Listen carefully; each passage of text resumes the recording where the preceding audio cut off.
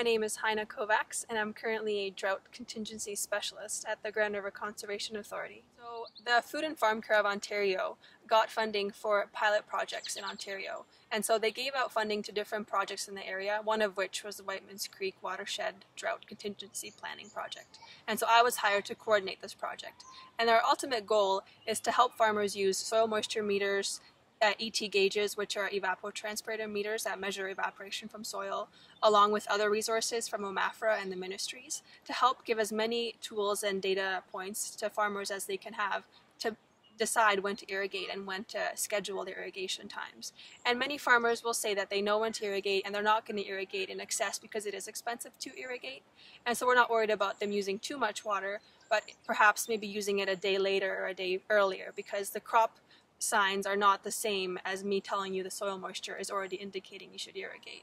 So it's just trying to help farmers become more educated and give them more tools to decide when to irrigate. Because when there is drought coming up in the future summers, perhaps like we did have last year in 2012, then there's a lot of issues that are going to be coming up and you don't have a lot of time to decide or plan ahead for where you're going to get your water from.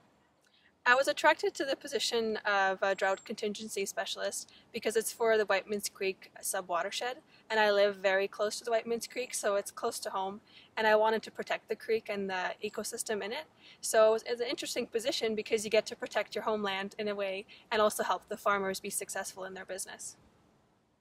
I think with the skills you gain throughout this position, you can go into any job involving consulting or any kind of work with the farmers or anybody in the agricultural community, because it helps you learn how to talk with different people of different levels and different sophistications and be able to communicate with them the same valued message.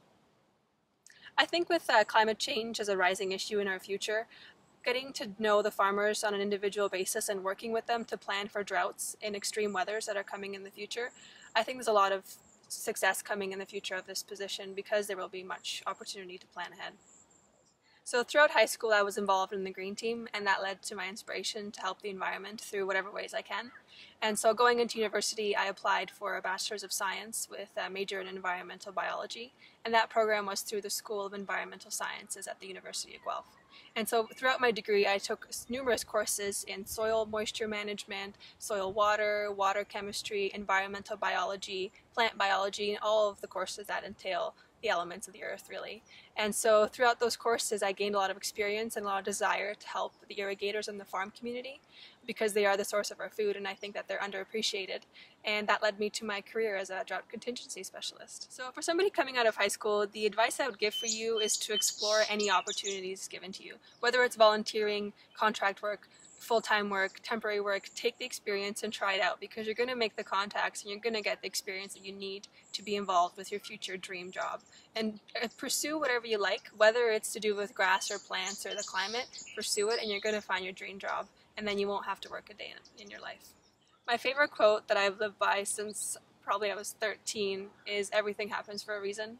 There's been so many times throughout my life where I just don't understand things at the time, and then a few weeks or a few months pass and I'm like, wow, that was so awesome. I'm so happy that that happened because now I'm here today. Same with the one day I opened my email and saw the job posting and I applied.